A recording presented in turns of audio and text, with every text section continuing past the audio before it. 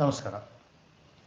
Dear students, in the previous chapters, electric charges and fields, electrostatic potential and capacitances, we studied the phenomena associated with the electric charges at rest. The branch of physics which deals with the charges at rest, what we call it as electrostatics or static electricity. Today we will discuss with the charges in motion or dynamics of charge. For example, during lightning, ಗುಡುಗು ಮಿಂಚು ಆದಾಗ ಮಿಂಚನ್ನು ನಾವು observe ಮಾಡ್ತೀವಿ.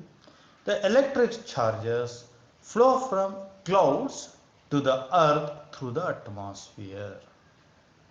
ಮೋಡಗಳಿಂದ ಭೂಮಿಗೆ atmosphere ಮೂಲಕ ಚಾರ್ಜಸ್ಗಳ ಹರಿಯುವಿಕೆಯನ್ನು ನೋಡ್ತೀವಿ.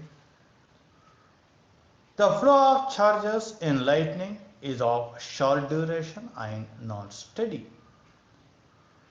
While in an electric cell, flow of charges is steady and here constitute the steady electric current, what we are going to study in this chapter.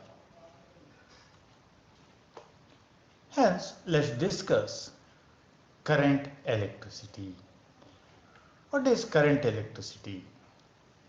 It is the branch of physics which deals with the study of electric charges in motion. It is called as current electricity. ಚಲನೆಯಲ್ಲಿರುವಂತಹ ಆವೇಶಗಳನ್ನು ಅಧ್ಯಯನ ಮಾಡುವಂತಹ ಭೌತಶಾಸ್ತ್ರದ ತುಂಬ ಪ್ರಮುಖವಾದಂತಹ ಹಾಗೂ classical ಫಿಸಿಕ್ಸಿನ ತುಂಬ ಪ್ರಮುಖವಾದಂತಹ ಶಾಖೆ ಇದು. ಇದನ್ನು ಈ ಒಂದು ಅವಧಿಯಿಂದ ಅಭ್ಯಾಸ ಮಾಡ್ತಾ ಹೋಗೋಣ. ನಾವು ಒಂದು ಟಾರ್ಚ್ ತಗೊಂಡಿದ್ದೀವಿ, ಅದರಲ್ಲಿ ಒಂದು ಸಣ್ಣ ಬಲ್ಪನ್ನು ಹಾಕಿದ್ದೀವಿ, ಒಂದೆರಡು ಸೆಲ್ಗಳನ್ನು ಹಾಕಿದ್ದೀವಿ. ಆ ಸೆಲ್ನ ಮೂಲಕ ಆ ಬಲ್ಬ್ನಲ್ಲಿ ಹರಿಯುವಂತಹ ಚಾರ್ಜಸ್ಗಳು ಸ್ಟಡಿಯಾಗಿರ್ತವೆ, ಒಂದೇ ಏಕರೂಪವಾಗಿ ಚಾರ್ಜ್ಗಳು ಹರಿತಿರ್ತವೆ. ಆ ರೀತಿಯ ಚಲನೆಯನ್ನು we define it as electric current, current electricity ಅಂತ ನಾವು ಸ್ಟಡಿ ಮಾಡ್ತೀವಿ. Then let's try to define the term electric current. Electric current ಅಂದರೆ ಏನು ಅನ್ನೋದನ್ನು ಅರ್ಥ ಮಾಡ್ಕೊಳ್ಳೋದಕ್ಕೆ ಪ್ರಯತ್ನ ಮಾಡೋಣ. ನಾವು imagine I am having a conductor. ಒಂದು ಕಂಡಕ್ಟರ್ನ ಇಮ್ಯಾಜಿನ್ ಮಾಡಿದ್ದೀನಿ. It is having some charges. ಒಂದಷ್ಟು ಪಾಸಿಟಿವ್ ಚಾರ್ಜ್ ಇದೆ, ಒಂದಷ್ಟು ನೆಗೆಟಿವ್ ಚಾರ್ಜ್ ಇದೆ ಅಂತ ಕಲ್ಪನೆ ಮಾಡ್ಕೊಳ್ಳೋಣ. ಇವಾಗ ನಾವು ಕಲ್ಪನೆ ಮಾಡುವಾಗ ನಮಗೆ ಗೊತ್ತಿದೆ ಇವಾಗ ನೆಗೆಟಿವ್ ಚಾರ್ಜ್ ಅಂದರೆ ಎಲೆಕ್ಟ್ರಾನ್ಸ್, ಪಾಸಿಟಿವ್ ಚಾರ್ಜ್ ಅಂದಾಗ ಇಟ್ ಮೇ ಬಿ ಅಯಾನ್, ಯಾಕಂದರೆ ಪ್ರೋಟಾನ್ಗಳಂದು ಚಲನೆಗೆ ಒಳಪಡೋದಿಲ್ಲ. It may be ion. ಇಲ್ಲಿ ಅಯಾನ್ಗಳು ಈ ಕಂಡಕ್ಟರಲ್ಲಿ ಮೂವಬಲ್ ಇದೆ ಅಂತ ಕಲ್ಪನೆ ಮಾಡ್ಕೊಳ್ಳೋಣ. In a conductors ions are fixed.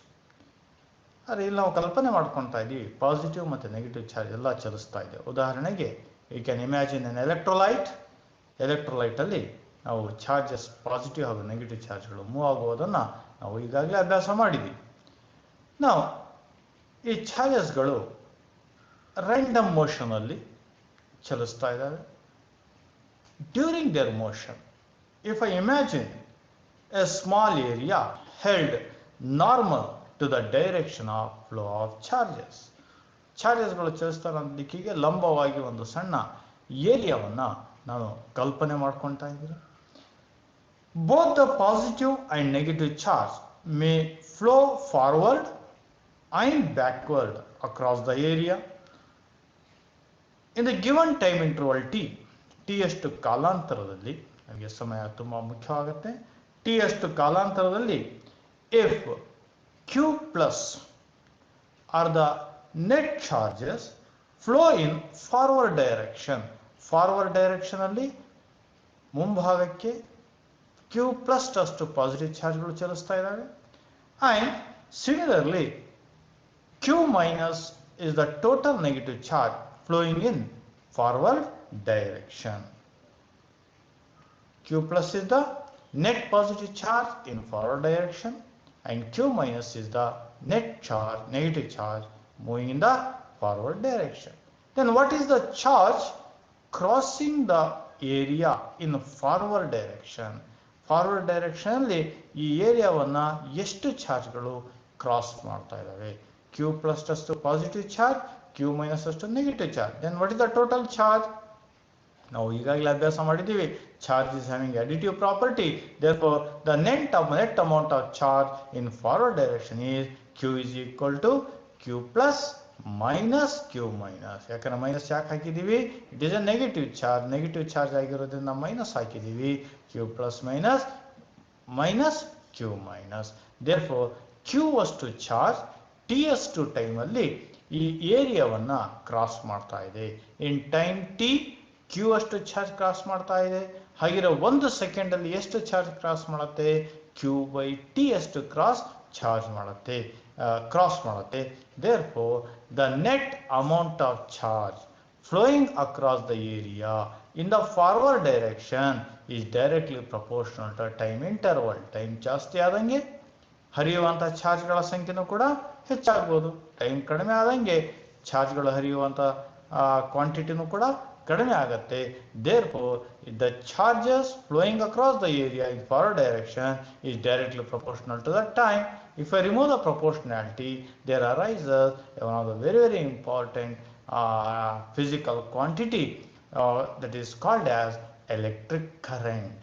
ಹಾಗೆ ಎಲೆಕ್ಟ್ರಿಕ್ ಕರೆಂಟ್ ಅನ್ನು ನಾವು ಯಾವ ರೀತಿ ವ್ಯಾಖ್ಯಾನಿಸಬಹುದು? ಇದನ್ನು ಸ್ವಲ್ಪ ರಿಅರೇಂಜ್ ಮಾಡ್ಕೊತೀನಿ. I is equal to Q by T ಆಗಿದೆ. ಕ್ಯೂ ಬೈ ಟಿ ಅಂದರೆ ಏನು? ಚಾರ್ಜ್ ಟಿ ಅಷ್ಟು ಟೈಮಲ್ಲಿ ಕ್ಯೂ ಅಷ್ಟು ಚಾರ್ಜ್ ಫ್ಲೋ ಆದರೆ 1 ಸೆಕೆಂಡಲ್ಲಿ ಎಷ್ಟು ಚಾರ್ಜ್ ಫ್ಲೋ ಆಗುತ್ತೆ?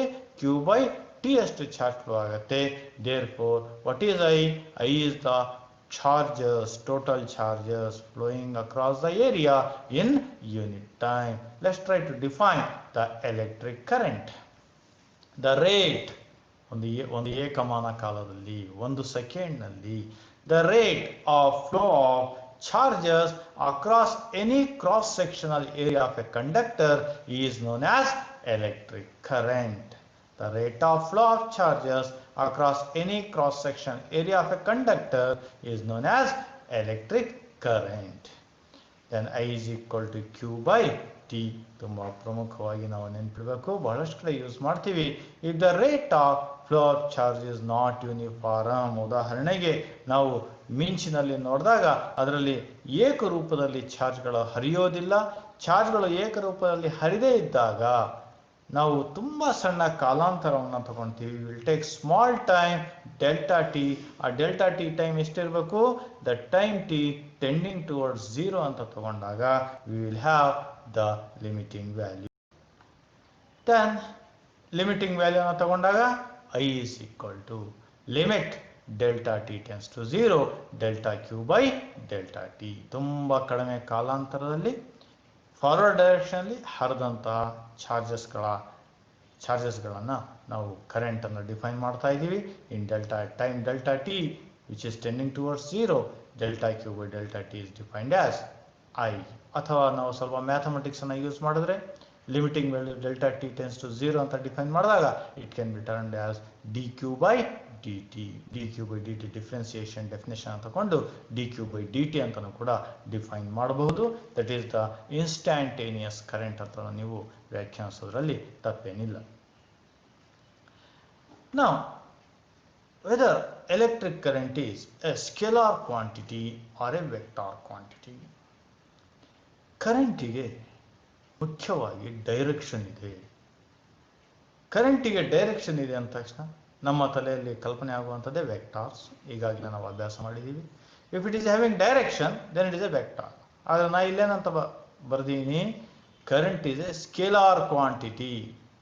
ಇದಕ್ಕೆ ಕಾರಣ ಎರಡು ಕರೆಂಟ್ಗಳನ್ನು ಆ್ಯಡ್ ಮಾಡುವಾಗ we are not going to make use of laws of vector addition. Vector ಅಡಿಷನ್ಗಳ ನಿಯಮಗಳನ್ನು ಬಳಕೆ ಮಾಡೋದಿಲ್ಲ. ಸಾಮಾನ್ಯವಾದಂತಹ ಆಲ್ಜಿಬ್ರವನ್ನು ಯೂಸ್ ಮಾಡ್ತೀವಿ. Our normal algebra. ಒಂದು ವೈರಲ್ಲಿ 2 ಆಂಪಿಯರ್ ಕರೆಂಟ್ ಬರ್ತಾ ಇದೆ, ಇನ್ನೊಂದು ವೈರಲ್ಲಿ 3 ಆಂಪಿಯರ್ ಕರೆಂಟ್ ಬರ್ತಾ ಇದೆ. ಆ ಎರಡು ಕರೆಂಟ್ಗಳನ್ನು ಮತ್ತೊಂದು ವೈರಿಗೆ ಪಾಸ್ ಮಾಡಿದಾಗ ಹರಿಯುವಂಥ ಕರೆಂಟ್ ಎಷ್ಟು ಅಂದಾಗ 2 + 3 5 ಆಂಪಿಯರ್ ಅಷ್ಟು ಕರೆಂಟ್ ಹರಿತಾ ಇದೆ ಅಂತ ಹೇಳ್ತೀವಿ. ಬಿಟ್ಟರೆ ಆ 2 ಮತ್ತು 3 ಆಂಪಿಯರ್ ನಡುವೆ ಇರುವಂಥ ಕೋನವನ್ನು ತಗೊಂಡು ಅಲ್ಜಿಬ್ರಾಯಿಕ್ ಅಡಿಷನ್ ವೆಕ್ಟಾರ್ ಅಡಿಷನ್ ಮಾಡೋದಿಲ್ಲ. Will do the normal addition. ಆ ಒಂದು ಕಾರಣದಿಂದ ನಾವು ಕರೆಂಟ್ ಅನ್ನ ಸ್ಕೇಲಾರ್ ಕ್ವಾಂಟಿಟಿ ಅಂತ ಡಿಫೈನ್ ಮಾಡ್ತೀವಿ. Since we are not going to make use of laws of vector addition, even though the current is having direction, it is defined as a scalar quantity. Only because of that we are not going to make use of the loss of vector addition during addition of the electric current. ಹಾಗೆ current ಅನ್ನು ನಾವು ಏನಂತ ತೀರ್ಮಾನ ಮಾಡಿದ್ವಿ? Current is A scalar quantity. Then let's define the direction of the electric current, which is very, very important. The direction of convention current is taken as the direction of flow of positive charges. Positive ಚಾರ್ಜ್ಗಳ ಹರಿಯುವಿಕೆ ಅಥವಾ the opposite to the direction of flow of electrons. ನಾವು electrolyte ಅನ್ನ ಕಲ್ಪನೆ ಮಾಡಿಕೊಂಡಾಗ electrolyte ಅಲ್ಲಿ positive ions ಹರಿಯುವಂತ ದಿಕ್ಕನ್ನ direction of current ಅಂತ ಕರಿತೀವಿ. ಅದೇ ನಾವು ಮೆಟಾಲಿಕ್ ಕಂಡಕ್ಟರ್ಸ್ ಅನ್ನು ತಗೊಂಡಿದ್ದೀವಿ, ಅದರಲ್ಲಿ ಎಲೆಕ್ಟ್ರಾನ್ಗಳು ಹರಿತಾ ಇದೆ. then the direction opposite to the flow of electrons is defined as the direction of the electric current or conventional direction. ನೋಡಿ, ಉದಾಹರಣೆಗೆ ಇಲ್ಲಿ ಎಲೆಕ್ಟ್ರಾನ್ಗಳು ಲೆಡಿಗೆ ಚಲಿಸ್ತಾ ಇದ್ದಾವೆ. ಪಾಸಿಟಿವ್ ಅಯಾನ್ ರೈಟ್ ಸೈಡ್ಗೆ ಮೂವ್ ಆದ ಹಾಗೆ ನಮಗೆ ಅನುಭವ ಆಗ್ತಾ ಇದೆ. therefore what is the direction of current? It is the direction of flow of positive charges or opposite to the direction of the flow of electrons. Current will be in the direction of flow of positive ions or in the direction opposite to the flow of charges. ಕರೆಂಟಿನ ದಿಕ್ಕು ಎಲೆಕ್ಟ್ರಾನ್ಗಳ ದಿಕ್ಕಿಗೆ ವಿರುದ್ಧವಾಗಿರುತ್ತೆ. ಅದೇ positive ಚಾರ್ಜಸ್ನ ದಿಕ್ಕಿನಲ್ಲೇ ಕರೆಂಟಿನ ತನ್ನ ದಿಕ್ಕನ್ನ ಹೊಂದಿರುತ್ತೆ. Current is having direction, but it is not vector quantity. It is a scalar quantity only because we are not going to make use of loss of vector addition during the addition of the electric currents. We make use of normal algebra.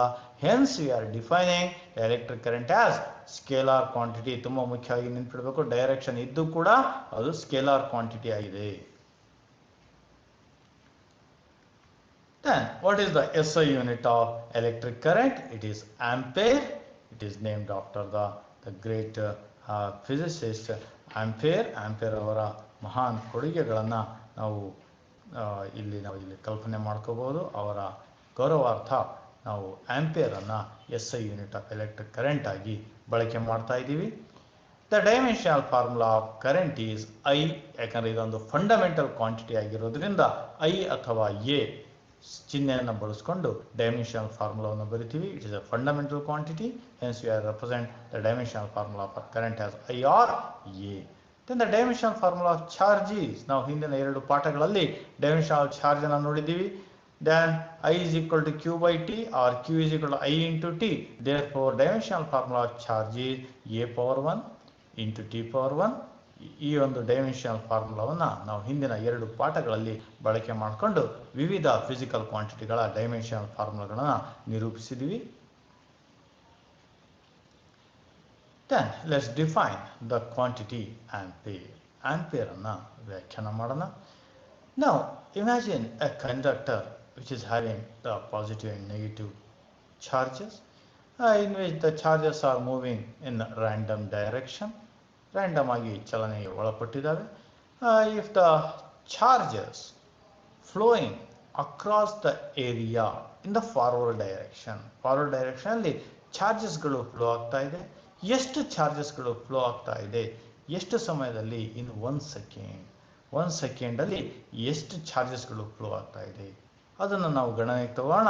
If the charge flowing across the area in 1 second is 1 coulomb, ಈ ಏರಿಯಾದ ಮೂಲಕ 1 ಸೆಕೆಂಡಲ್ಲಿ 1 coulomb ಅಷ್ಟು charge ಏನಾದರೂ forward direction ಅಲ್ಲಿ move ಆದರೆ then the current possessed by these charges is 1 ampere.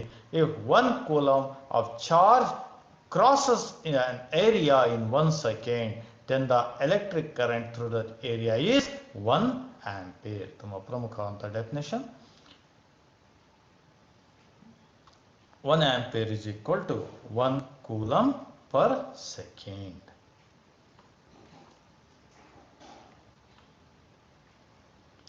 Now, an electric current is due to the drifting of ಬೇರೆ ಬೇರೆ ಕೇಸಲ್ಲಿ ಯಾವ ಕಾರಣಗಳಿಂದಾಗಿ ಕರೆಂಟ್ ಹರಿಯುತ್ತೆ ಅನ್ನೋದನ್ನ ಚರ್ಚೆ ಮಾಡೋಣ. ಎಲೆಕ್ಟ್ರಾನ್ಸ್ ಇನ್ ಮೆಟಾಲಿಕ್ ಕಂಡಕ್ಟರ್, ಕಂಡಕ್ಟರ್ಗಳಲ್ಲಿ ಎಲೆಕ್ಟ್ರಾನ್ಸ್ಗಳ ಹರಿಯುವಿಕೆಯಿಂದ ಕರೆಂಟ್ ಹರಿಯುತ್ತೆ. ಅದೇ in case of electrolyte, we have studied in chemistry also, due to the positive and negative charges or ions, positive or negative ions ಗಳು ಸ್ವತಃವಾಗಿ ಅಲ್ಲಿ ಚಲಿಸ್ತಾ ಇವೆ ಒಂದು ಕಡೆಯಿಂದ ಮತ್ತೊಂದು ಕಡೆಗೆ. And electrons and ions in gases in discharge tube, tube ಲೈಟ್ಗಳನ್ನು ಕಲ್ಪನೆ ಮಾಡ್ಕೊಳ್ಳಿ. In discharge tube, the electrons and ions are moving in the discharge tube. ಅದೇ ರೀತಿ ಸೆಮಿಕಂಡಕ್ಟರ್ಸ್ ಅನ್ನು ನಾವು ಅಭ್ಯಾಸ ಮಾಡಿದ್ದೀವಿ.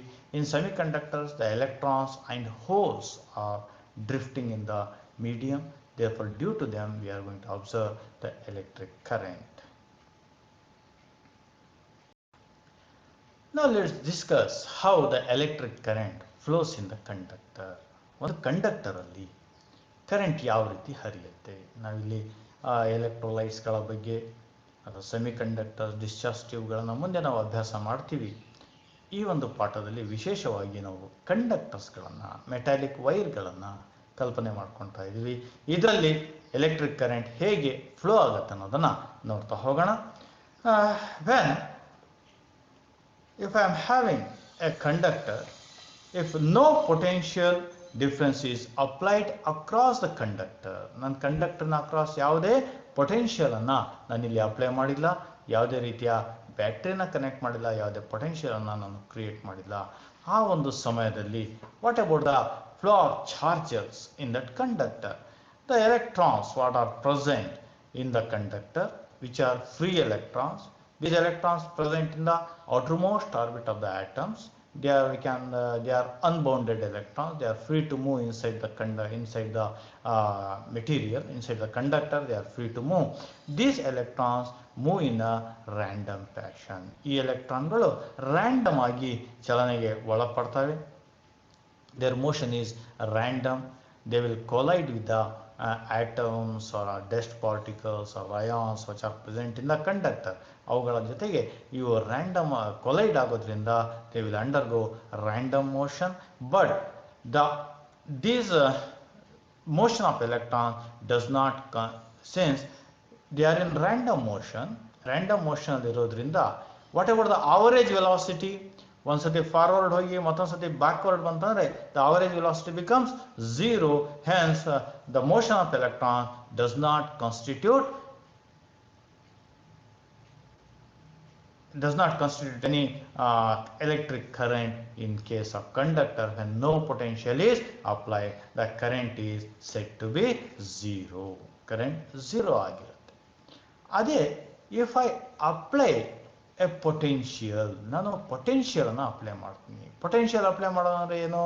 ಒಂದು ಕಡೆ ಪಾಸಿಟಿವ್ ಚಾರ್ಜ್, ಒಂದು ಕಡೆ ನೆಗೆಟಿವ್ ಚಾರ್ಜನ್ನು ಇಟ್ಟಾಗ ಅವುಗಳ ನಡುವೆ ಪೊಟೆನ್ಷಿಯಲ್ ಡಿಫರೆನ್ಸ್ ಏರ್ಪಡುತ್ತೆ, ಪೊಟೆನ್ಷಿಯಲ್ ಏರ್ಪಡುತ್ತೆ, ಎಲೆಕ್ಟ್ರಿಕ್ ಫೀಲ್ಡ್ ಏರ್ಪಡುತ್ತೆ.